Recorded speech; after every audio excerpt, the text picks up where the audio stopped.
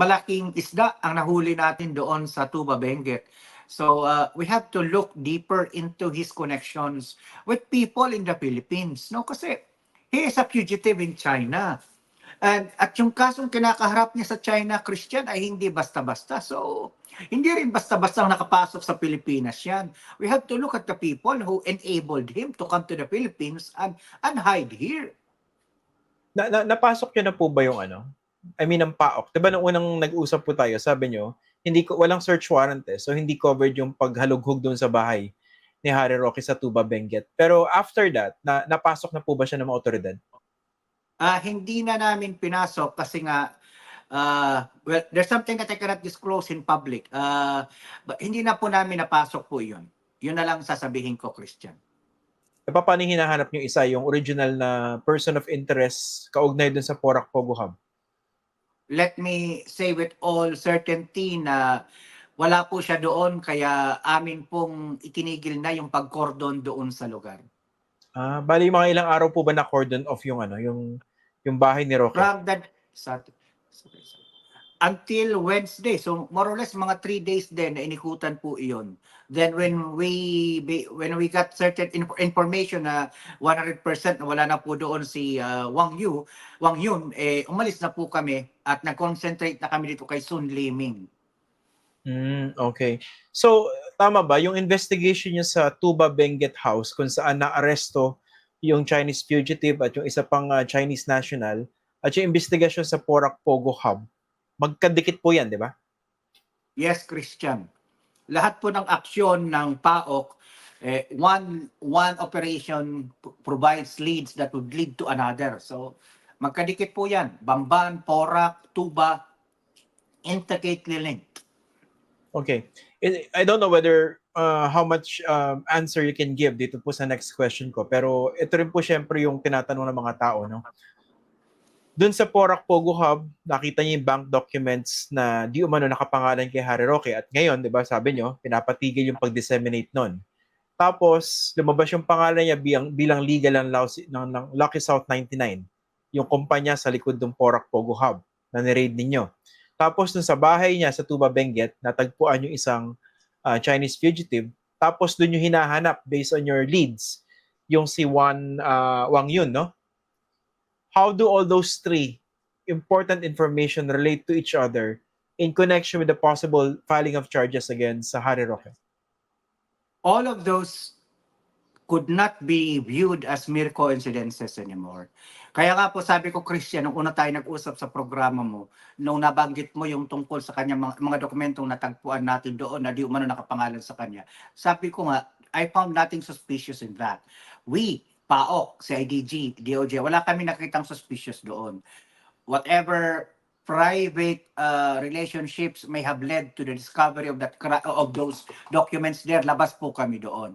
Pero nung sunod-sunod na, Christian, ibang bagay na yon. Plus, may mga natatanggap kami ngayon, may mga lumalapit na willing magtestigo, mag-provide ng testimonya. So, malakas ang aming paniniwala na hindi na ito coincidence, kundi meron kaming sapat para masampahan ang mga taong ito, kasama na po si Ginoong Roque. Pero yun nga po, hahayaan ho natin ang Department of Justice na magdetermina noon sa filing.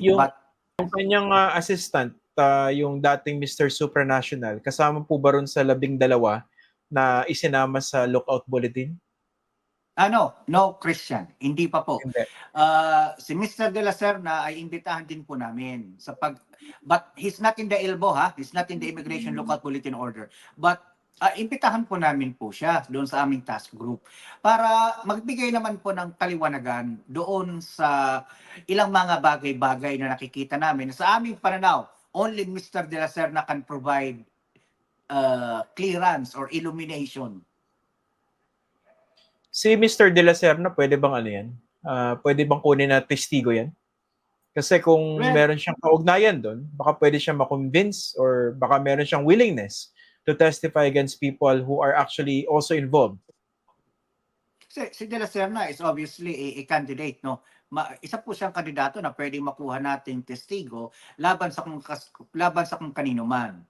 no? Sapagkat nakita naman po natin yung kanyang testimonyang presenta doon sa Senado, no? So, by themselves, may laman na po yung testimony ni ni De La Serna eh.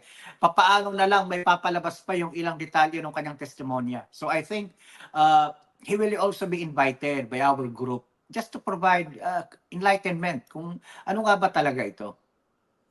Yung dinideny lagi ni Mr. Harry Roque na hindi raw siya abogado ng Lucky South 99, sa kabila ng pangalan niya nakalagay doon sa organizational chart po yata yun, no? So far, mas lumakas ba yung inyong pag-unawa na abogado siya ng Lucky South 99 at hindi lang ng Whirlwind Corporation as he claims? Yes, last Friday nagkasundo na po kami. Kumbinsido na kami lahat sa grupo namin na hindi na kami maniniwala doon sa argumento niyang hindi ako abogado nung Pogo. Kami naniniwala na siya ay lawyering not only for Whirlwind but also for Lucky South 99. No? Okay, so malinaw na yan. Nga pala sir, naalala ko nung huli tayo nag-usap, di ba nung na-raid nyo po yung Porac Pogo Hub, meron kayong mga natagpuan ng mga vault, at nung time na yon hindi pa lahat nabubuksan, no? Kumusta na po ba yung mga vaults na ito? Nabuksan na po yun. Nabigyan na po tayo ng korte ng order para sa motion to break open. At nabuksan na po yung 82 na mga vaults. So, meron tayong nakuhang, I think, cash na 1.5 million. Tapos marami tayong nakuhang mga dokumento, mga cellphones, mga gadget, passports, so documents.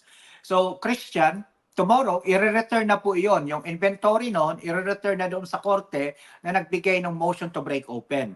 Then, pag nabigay na po sa korte yon, nakita niyo proper inventory, magkakaroon na kami ng karapatan para examinin yon. Lahat-lahat.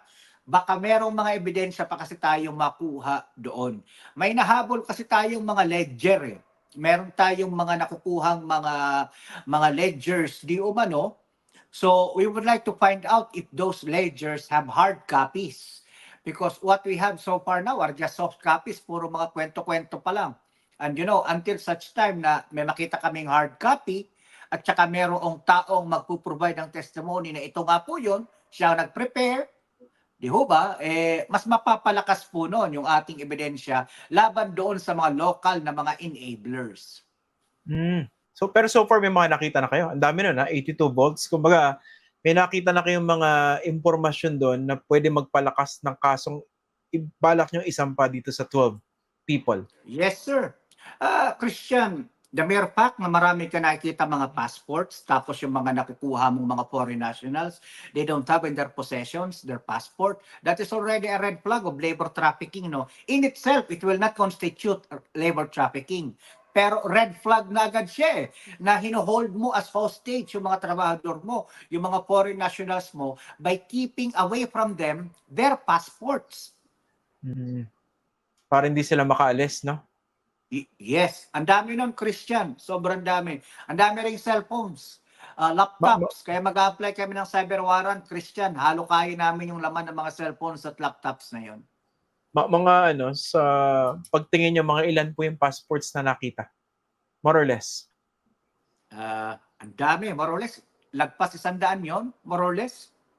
Lagpas 100 and para sa mga POGO workers po ito na Yes. para hindi sila makaalis. Yes. So I suppose ito ibang nationalities, no? Yan yung mga Chinese nationals, Christian. Lahat sila Chinese or mostly? Mostly Chinese nationals. Ang dami, oh. Ang dami rito sa inventory ko. Mga passports, mga kung ano ng mga documents. Yung cellphones, mga ilan po? More or less. Let me just check. Cellphones, siguro mga around 50. So ito mga cellphones na ganito, 50. Yung mga ganitong cellphones na mga nakatago sa mga vault, ito yung mga receptacle nila kung saan nakalagay yung mga pera na, halimbawa, yung mga scam money nila, dyan nila ilalagay sa mga cellphones na mga ganyan, na tinatago sa mga vaults. Ang may access lamang nun, yung managers.